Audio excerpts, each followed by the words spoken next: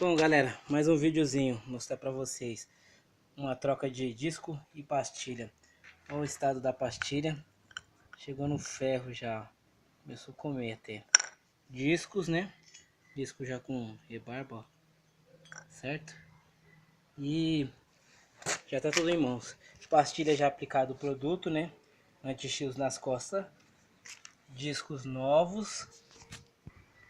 Bom, aí ó, Fiestinha 2012 zerado.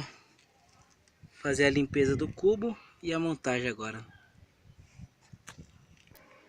Bom, galera, o disco que foi usado no Fiestinha foi TRW, pastilha Bendix, top demais, e já tá montado, vou mostrar pra vocês. Galerinha aí, ó, disco zerado, falta aqui bombar o freio, né, pra pastilha encostar, e é isso aí. Aproveitar, mostrar pra vocês a Doblô do Japão. Japão que eu falo é o cliente, gente. Pera aí. Bom, galera, desmontei a manga aqui. Esse carro tá com estalo desse lado direito. Examinei se tinha folga, não achei nada. Esses carros às vezes dão uns problemas do rolamento se deslocar, né? Na dúvida, desmontei para examinar, mas aparentemente tudo ok. A manga aí, tudo ok.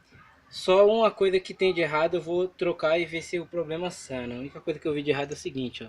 Aqui, tá vendo esses dois parafusos? Esse aqui é o parafuso original da manga. Esse aqui foi um parafuso que colocaram para fazer cambagem, né? Não concordo com isso.